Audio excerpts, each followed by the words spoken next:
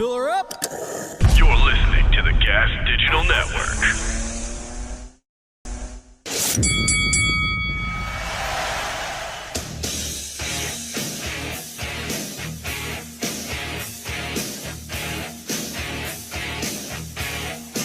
Ladies and gentlemen, your host for the House of Hardcore podcast, Tommy Dreamer.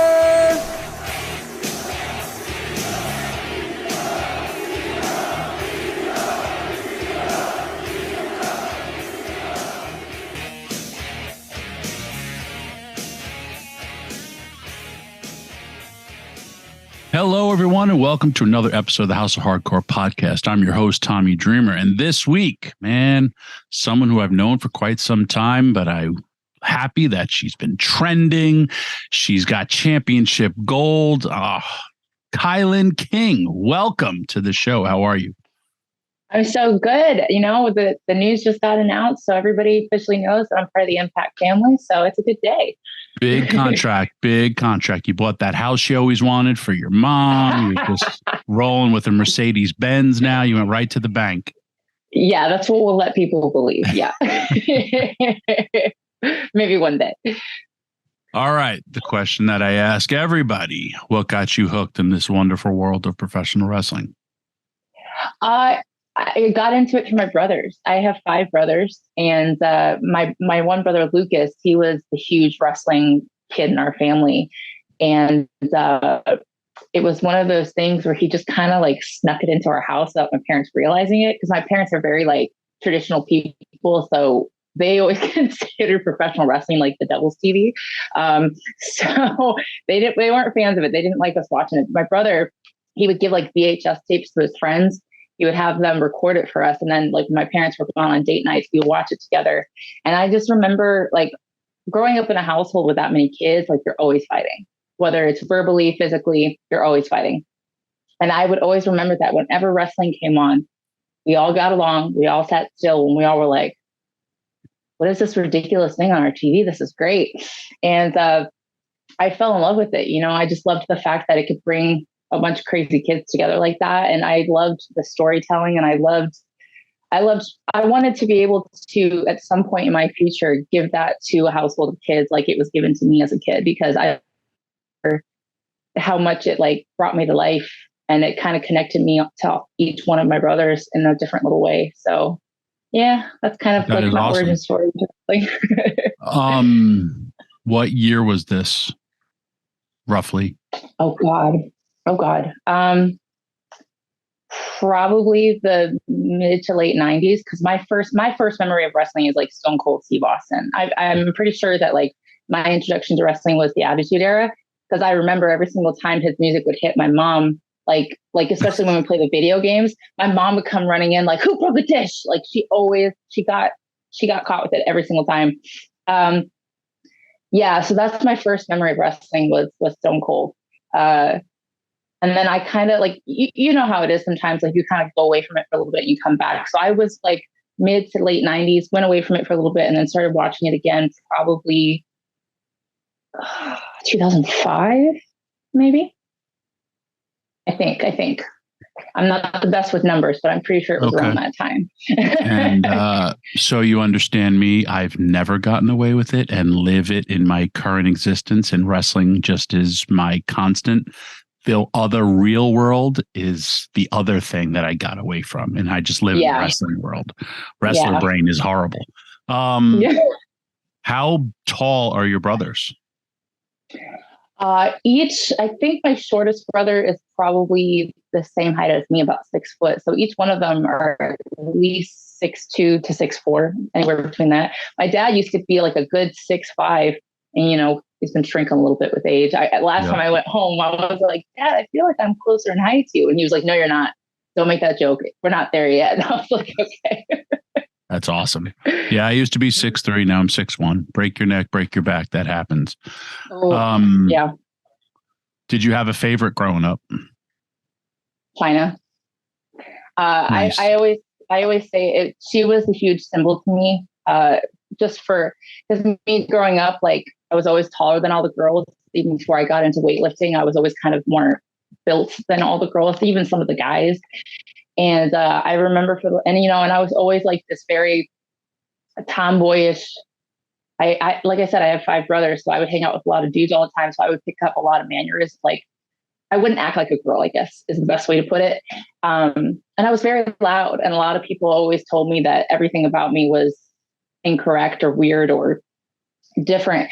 And I remember the first time I saw her, she was very different looking. She was very big. She was very tall and all those things. But all those things are what made people love her and what got her a job and what made her lots of money and stuff like that. So I just remember that was such a huge inspiration to me because I was like, okay, all these things that people are telling me that's wrong with me is what's going to help me stand out in this world, especially in the professional wrestling world. So your poor mom and dad having a bunch of 6-foot giants running around the house, DX crotch chopping and telling them to suck it all the time. Yeah. Yep. 100%. For the longest time, my mom and dad didn't know what that meant. So they would just be like, that's inappropriate. Don't do that. I'm like, no, you don't understand. It's really cool. No, mom, it's cool. It's cool. So how do you go about, I mean, I know, but my listeners don't. How do you go about pursuing this pro wrestling thing? Like, how did I get into it? Yeah. So to go back to what I stated before, my parents weren't crazy about it. So for the longest time, I wanted to do it, but I just kind of did the whole, listen to your parents and go to college and do this and do that. And I was about in my 6th year of college when I was like in the middle of the classroom and I just like started having a mini panic attack and I was like sweating because all I could think about was wrestling. And like all I could think about was how much I wanted to do it. So to skip a couple details, eventually I went home to my parents and I told them like, hey, I'm going to leave school and go pursue this. And they were just like, what? So I worked a couple different jobs, saved up. My instinct was to move to Florida. So myself and 2 of my brothers, Lucas, the big wrestling guy, and my other brother, Mitchell, we all moved to Florida together. No game plan. I just knew like, hey, I want to go to Florida. And then not long after that, at the gym that I worked out at, there was this girl there whose client was a professional wrestler. And she saw me. She was like, hey, I can tell you're training for something. And I was like, yeah, I want to be a professional wrestler. And she's like, that's crazy. One of my clients is a professional wrestler. So I met up with him. He told me what school he was training at, which was Team 3D Academy. And then about a week or so later, I hopped in the car with this guy and drove there, met Bubba. And then about a month later, I was signed up for the school. And I was there for almost 2 years before I debuted on the independents. So that's kind of how I got started. I just had this overwhelming intuition, like, hey, this thing that you're going to school for and all these things that you're doing to make other people happy, this isn't it. You got to make yourself happy and go for the thing that your brain keeps telling you want. And I have to say, ever since I did that, I think I've been doing pretty good for myself. So a lot of hard work in between all of that, but a lot of things from the universe just connecting it all together, saying like, hey, you made the right choice. Keep going, keep going, keep going. So. Yeah. Can you hear me? You're breaking up a little bit. Yeah, I can hear you. Okay. That's where I first meet you. I remember I kind of did like a seminar. Yes. You, of course, stood out because of your height. And then you stood out because of your in-ring. And then you also stood out because both Bubba and Devon were like, the girls are going to be stars before the guys. And I was just like, interesting. And then like I remember seeing you because I watch everything. Like you're cleaning the ring, you're doing everything that was, not even being asked because Bubba and Devon, just knowing them, knowing where Devon trained from, because we had the same trainer, and how Bubba is about respect and respecting the industry, respecting all of that. So you were brought up correctly. Oh yeah. And they definitely preach that, but like, I didn't necessarily have to have anybody kind of reiterate that to me. 'Cause growing up around a bunch of boys, it's like, okay, just because I'm a girl doesn't change what I have to do in order to earn my spot. So like when I started going to do shows, or even when we were just at the school training, like I understood like, hey, the requirements to put this all together and to make it all work, like You got to do that. You got to be a part of the system in order to pay your dues and work your way through. So yeah, like I mean, I used to go to shows that I wasn't even booked on. I would help set up the ring. Anything they needed backstage, I would help do it as soon as the show was done, break it down. And then at the school, like whenever our ring was having issues, I would always try to, and that too, like, it's just good to learn and know about that stuff. Like I have a lot of friends who do ring rentals, and, you know, to make a couple extra bucks, going to help them out and help them with the ring. And if they're having issues with it and you know what is up with it, then it's good knowledge to know. It's not just about paying dues. It's just good to know every aspect of the business. In my opinion. Oh, you're 100% correct. Part of my training is I had to graduate. You had to set up the ring by yourself. And so you by yourself. Yeah, dude, it was holy horrible. Crap. I did a ring rental once where it was just me and one other person, but I don't think I've ever had to do it by myself. That's crazy. Setting up each post and then having get the first bar to connect by yourself. Yeah. And then you got to pick it up and like shimmy across. And if you're too close, you got to like but it also taught you like patience. It taught you how to appreciate the ring, because that's how you're going to make your money. It's very, very Mr. Miyagi-ish. Yeah. But my trainer, and a lot of times, like I go back to him, I was like, man, he was right. He was right on. As you get older, you become very reflective and you're like, man, he was right. So because you, as a wrestler, appreciate a good ring. And if you're the one who built it, or, hey, there's a board sticking out, well, I could either fix it or I could, I have to bump on it, so you just go ahead and you fix it. Traveling the indies, making a name for yourself. I feel it's different. As a woman, I've spoken to Mickie James. You and I have spoken about it. You have said you've put yourself in some situations where I believe you staying like on people's couches or going places that you really didn't, or hostile. Were you the one who told me that story?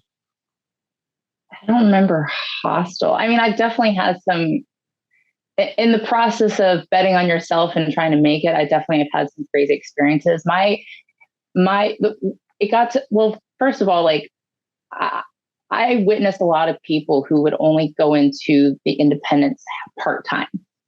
And because of that, they never really got any true momentum. They were fantastic wrestlers, great performers, but they could never get momentum.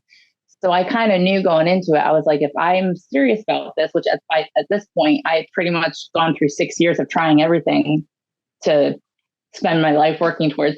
And I knew that wrestling was it. So I was like, I can't go into this part-time because then nothing will come of this. So I kept losing jobs because of it.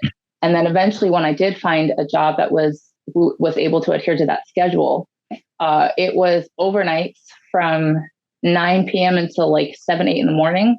And then I would I would hop on a bus, go to the gym, go home, shower, go to wrestling school, go home, sleep for like 2 hours, go back to work. And then Friday, when my last shift was done, I would hop in the car with strangers almost every weekend and just drive, whether I was booked or not. And that was like some of the crazy things. I slept in hotel rooms with like 6, 7 people, slept on the floor, shared beds. Like it didn't matter. Like I just did whatever it took. And then like there was a lot of times where I would just like, I used to, I lived with a bunch of wrestlers at one point, and then it got to the point where it wasn't working out anymore. So I literally went on Facebook and I found a roommate, and I just lived with this stranger for like a year and a half right before COVID hit. So it's like, you just do whatever it takes, whatever's going to work towards the long goal, you just do it. And there's a lot of scenarios where I would call my parents and they'd be like, you're doing what? You're living with who? And I'm just like, yeah, I'm just, I'm still alive. There's food in my belly. It's okay. Like I'm the thing that I really am passionate about. I'm still going after it. So it's all good. Like it's one of those things where you don't think about it. You just put your head down and you just stay the course and pray that it's all going to work out and that all the sacrifice is going to be worth it. So thankfully we're doing a little bit better in life now, but even tomorrow, like if I had to go live with a stranger again, I'd do it. You know what I mean? Like it's all worth it. Nice. So your first, and please correct me if I'm wrong, or I feel your break is during COVID with AEW. Yeah. I was starting to get a little bit of momentum on the indies. I was starting to get booked in matches with bigger names. And then obviously the pandemic happened. So about a month or two in, I think, I finally officially lost my job, and I packed up everything and I moved to South Florida. And then about a week or two after I moved, Billy Gunn hit me up and was like, "Hey, why haven't you reached out to me about AEW?" And I was like, "Well, first of all, there's a pandemic going on. Like, and second of all, I figured you have a million emails and you didn't need an extra one up in your DMs." And he was like, "No, no, no." He's like, "I want them to see you've been working hard. Just do the X, Y, and Z and then come to the taping." So I did. And then like once I got there and was able to with a bunch of people, I just made sure that every single week I just messaged whoever I had to message and be like, "Hey, can I please come back? Can I please come back?" And eventually it got to the point where I didn't have to ask anymore. I got the email every week and I started becoming a regular. And I'm truly thankful for the opportunity that Billy gave me. And I'm thankful for everybody there who kept bringing me back and letting me grow as a performer. And I mean, there was a lot of people backstage too, who actually like on a weekly basis took the time to pull me aside and give me some feedback and stuff. They weren't my agents or anything like that, but they just truly cared about my growth. Like Jerry Lynn, Cody, Dustin, Christopher Daniels, like all these people take me to the side and just give me some advice. And it was honestly an incredible experience. And it did wonders to help keep my career going and elevate it to the next levels, to the point where now I can say, "Hey, I'm a contracted talent with a big company and it's great." So Nice. So that whole time there, you're you're wrestling as well as like being the crowd, really. Yeah. Oh, that was worse than the wrestling. Not gonna lie. Like I obviously like they're paying us to be there. I'll do whatever you need of me. But I remember it got to the point where we were in the crowd and we had such long nights that like as soon as we would come back, like my voice would get all like hoarse. And it got to the point that as soon as we would come back, one match in, I lost my voice. It was just, what do they call it? The modules or whatever that you get on your. Yeah. I'm pretty sure at one point I had that because I could barely scream like one note and then my voice would be completely gone. It was crazy, but kept the bills paid, so I won't complain. But yeah, it was a very different experience having to be a part of the crowd like that. Yeah, I mean, because also you were, a trained wrestler, but it really did help. And though Florida received a lot of heat for their lack of regulations, but I know Tony Khan went above and beyond to make sure that his workers were safe and had a safe working environment.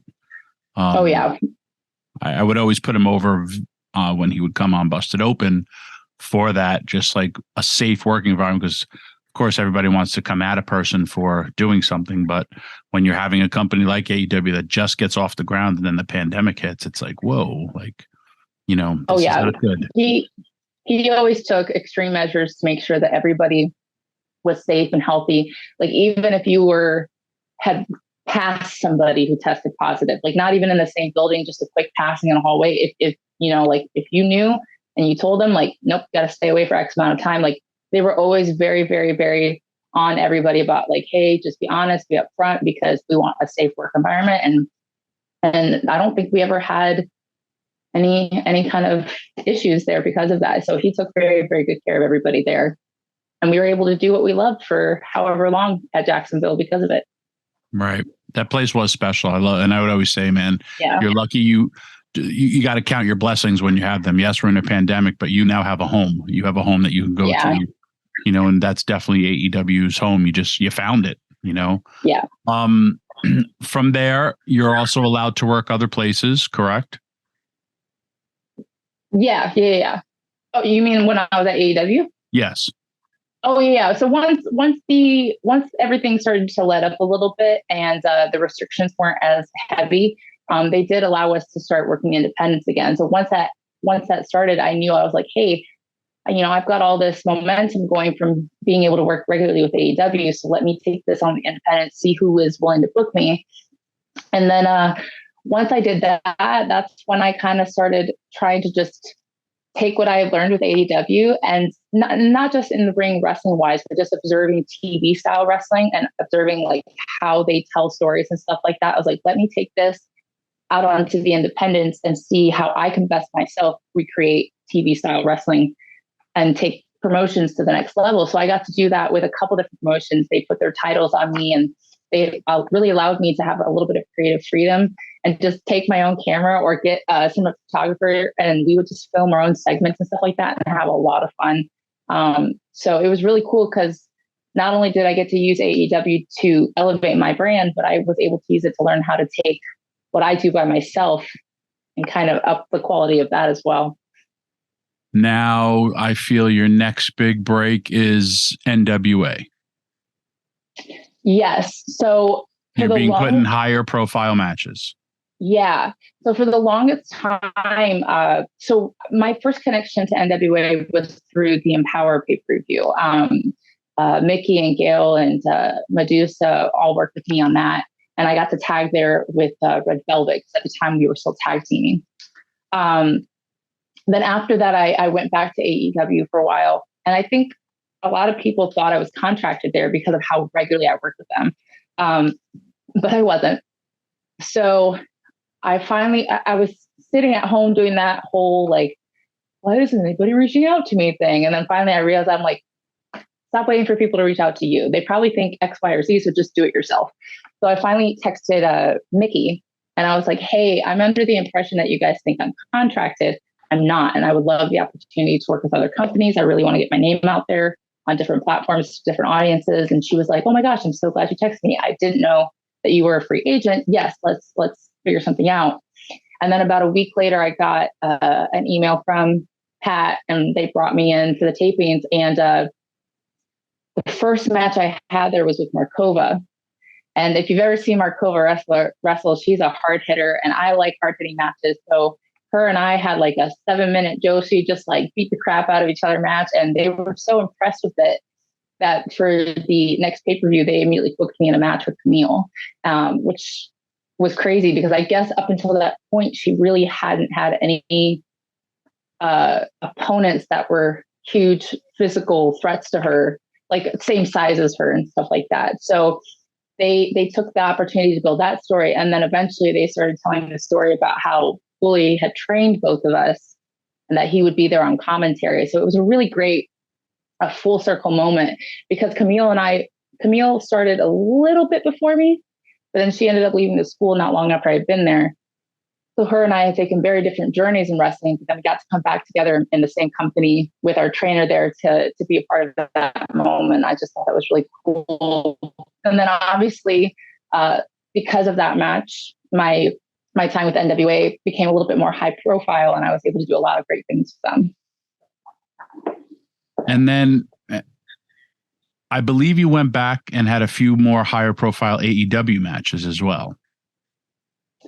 Yeah. So So I was consistently doing work with NWA for a while. And then at one point, I'm trying to remember what month it was in.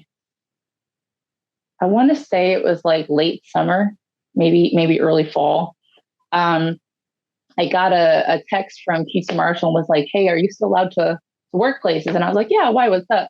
And I guess they were building Toni Storm up. And so they wanted to give her a really good opponent on Dynamite. And he was like, hey, TK wants to book you against Toni Storm. And I'm just like, okay, you want to bring me back after 6 months of being away? You want to put me on Dynamite against Toni Storm? Like, absolutely, I'm there. And then we got to do that. I believe that was in Virginia. And it was a great night. That match was so easy and so fun. I loved wrestling Toni. And TK was so happy with it that they immediately brought me back the next week to wrestle in my home state of Ohio against Britt Baker, which was really cool because my parents were in the audience. And that was the first time they ever got to see me wrestle in person. Like they go on YouTube all the time and they watch me, but they've never seen me wrestle in person. So it was very, very cool to have that moment in Ohio with them there. And then after that, it kind of sizzled down for a little bit. And then I was able to come to Impact and finally debut with you guys. So that happens. You come on Busted Open, you tell your story, and I'm like, I don't want to say I forgot about you, but I was kind of under that same impression, even though we talk with Bubba. And then I text Bubba and I was just like, is KiLynn under contract with anybody? And like, 'cause me just knowing your story, I was like, she's a perfect, like, what Impact needs, for the women's division. Plus we were coming to Florida. You have 2 very, very good tryout matches. And I was just like, man, you did great for yourself. And yes, because I've already read it. Tommy Dreamer, Gail Kim. Yes, I'm responsible for getting another person hired. How dare I do such things? I love watching people follow their dreams. I love it, love it, love it. Yeah. And I was just like, this person. You also, behind the scenes, you don't want to push for a person too much, because then it's like, right, you're pushing for them too much. Then like, they just like, well, let's hold off. It wasn't long before that where you were a very, very good kept secret that you were hired and under contract. So you learn how to keep your mouth shut again, how you were brought up. You didn't post stuff on social media. You had your tryout. How long? You did 2 matches. How long before they offered you a contract? I don't remember. So I want to say it was about a week or 2 after the tryout matches. It wasn't very long. I do remember it was less than a month. So I want to say it was about 2 weeks. I remember I was at the gym when I got the phone call, and Gail was like, "Hey, we need to talk to you." And I was like, "Okay." And she started laughing. She's like, "Are you okay?" And I'm like, "Yeah, I'm just out of breath. I was just doing a cardio." And she's like, "Do you want me to call you back?" I said, "No, it's fine." She's like, "Okay, I'm going to call you back with Tommy." And I was like, "Okay." So it was really cool, because my other half had just picked me up from the gym, and he's been on me with this journey like for the last 4 years, watching me, bust my butt and experience disappointment and failure and then success and then cry and all, the whole cycle of it all. He's witnessed it all. And so I got to, as I was getting in the car with him, we were driving, and that's when I was on the phone with both of you, and then you guys let me know, and I was just like, this is cool. This is really, really cool. So yeah, it was one of those things where it's like, Gail doesn't call me very often, so pick up the phone. But it was the biggest news, because I remember thinking, I was like, the biggest thing that I wanted was I didn't want to just bump to bump anymore. Like for the last 3.5 years, I've been putting my body through hell just, to impress whoever and whomever. And at this point, like, I really wanted to start tapping into the storytelling side and really just create some history with people and create tension and drama and do all those wonderful things. And that's what I was trying to do on the independent. So that way people that are in charge of the companies could see, like, hey, I'm not going to wait for you to put a camera in front of me. I'm capable of doing this now. So that's even more incentive for you to put your eyes on me and be like, hey, we want her here. The last couple of years has been a lot of work in regards to that. And now I finally get to say, like, hey, it's paying off. And I finally got to sign the contract and do the thing. And now we're going to build the brand to the next level even further. So the behind the scenes, like, Scott was just like, hey, what do you want to do? Kind of like a hiring process. And we all vote, but we're like, yeah, we should hire, like, kind of like casual. And then, then we go off and we private. Gail's like, we were both as excited, I'm sure, as you are to get the call. We have never dual called anybody to hire them. Oh, really? And I was just like, listen, Gail, I've known this girl a long time. I want to be the one to hire. She's like, I want to be the one to hire. She's like, can we do it together? And I was like, hell yeah. So we called you like 2 giddy school children telling good news to a fellow person that, hey, this is happening for you. We'd love to have you on board, blah, blah, blah. So that's so special. I love that. Thank you. There's a very, very human element in Impact Wrestling, which I think is cool, because throughout every aspect of the industry, everybody's a wrestler in the company. And we know the highs and lows and experienced it. And, from being on top to the bottom to, having your company go away, we've all been there. So, I mean, it's very, very cool. And also creative freedom. It means so much. Yeah. And it's kind of one of the best atmospheres I've ever been around. And I'm a key proponent of that. Wherever I go, I make change and then I leave. So then that's kind of what I do. And you immediately feel that when you enter into the impact atmosphere, because like I remember I walked in and some of the people I knew just from whether it was independence or just in passing, but even the people who I had never met before, we're so excited you're here, and yeah, and this is where you go, and this is who you need to talk to, and all that stuff. And it was just a very welcoming environment. And now I get to say that I get to work with it permanently, and I just can't wait to experience that more often and just learn and grow in that environment. And this podcast will air after you shock the world. Literally your first taping, win the tag titles. I didn't want to say anything. I wasn't sure. No, I know. Yeah, you win the tag titles, and I watched the faces in the crowd. They were like, they were shocked. They weren't ready. No, they weren't ready. They were like, wait, the Death Dolls are no more? What happened? But two of the biggest goals that I set for myself in 2023 was I wanted to become a contracted talent, and I wanted to become a champion of whatever company I was contracted to. So I think did that the first night. I did that in the first night. So yeah, all downhill from there, kid. Oh no! You better start writing new goals. I want to be impact. I want to be knockout champion. Well, I mean, a new goal could be that I'm the tag team champ and the knockouts. Yeah. Want a main event to pay-per-view. Start writing new ones. Go. Put them into existence. Yep.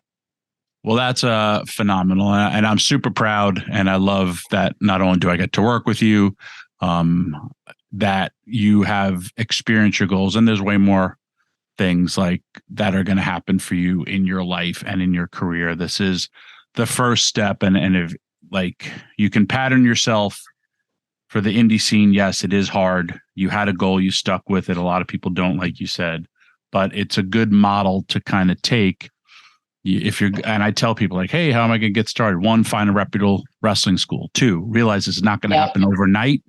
And then but we've already discussed your progression, but think about that. Okay, why do these people not want to hire me? All right, so then I went here. These people like me. They've yet to sign me. Then these people want, okay, so like you keep bouncing back and forth to like, oh, wait, somebody likes me. Somebody wants to use me and somebody wants to sign me. Like that's how it should be. And then whenever that contract runs out, then you decide, well, I know I'm worth more money here. If these people want me, cool. If then it's a financial thing. So, and then that's the progression of the industry, and that's how it should happen. And I'm happy I was a small cog in that wheel, but you had many people in your corner, and it had nothing to do with friendships. It just had something to do with all your own hard work. So your dues have paid off, and they will continue to keep paying off for you. Oh yeah. Proud as hella for you. How do we find you on social media? Super easy at KiLynn King, Instagram and Twitter. I post there very regularly because I like to keep everybody updated what I'm doing, what's going on in my life. So that way, because, if I'm in your area, you can come see KiLynn King. So, and then I do sell merch on a website called fullygimmick.com. I got a couple different t-shirt designs on there. So if you guys are interested and want to own a KiLynn King t-shirt, that's where you can get it. But maybe, hopefully, eventually, I'll have one at Impact. I don't know if you have any influence there. Sure, I'll make it happen. Don't worry about it. No, I'm just teasing. Is that no? That's another goal you need for yourself. Yes. Listen, my goals. Right. I'm going to give you my goals that I had in my career. Number 1, need to be in a video game. Number 2, needed an action figure. Those are my long-term goals in wrestling. My generation, I needed to be able to purchase cowboy boots. Then it was I needed to purchase a Halliburton. The generation before me was Cadillacs. My generation was Mercedes-Benz, and then buy a house for my parents. I did it all. But those are my progressions of like, hey, I made it in the wrestling industry. Yeah. So, I mean, like I said, you hit your first frigging goal on the first night. You got to I write my shit down. And like different motivation. I still have the rejection letter that WWE sent me when I first sent them my VCR tape, and it was just like, we're not interested in your services. And I was just like, F you, one day you will be. And I'm going to work my ass off to the point where I used to turn them down when I was in ECW, and then turn them down later after, they offered me a contract, and I was like, I'm cool with my life. I will work with you though. But they're like, oh, we want you under contract. Nope. Thanks. See ya. Nope, it's great to be a captain of your own ship, and you're definitely a captain. Anything else? I think that's it. Well, awesome. Did you meet your significant other on Facebook or Craigslist? No. I met him through wrestling. I'm only kidding. Hey, I'll go live with you, stranger. Yeah, I actually didn't use Craigslist for the first time until like a month ago. Really? I was not a Craigslist person. Yeah, I just used Facebook, the marketplace. I was trying to remember the word. The marketplace on Facebook. I use that for a lot of things. I weirdly sold a car on Craigslist. I mean, whatever works. Beulah sold it for me because I was a college project. Yeah. And then she was like, I don't want this person to come to my house. So we had to meet the person in the park. And it was for like my Acura something. And I was like, you need to bring $30,000, meet us in this park. That doesn't sound. It was a real deal that went down. But yeah, it felt sketchy. Yeah, it felt sketchy. Crazy.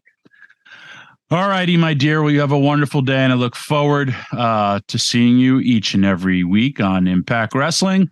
And that's this week's episode of the House of Hardcore podcast with the King, KiLynn King.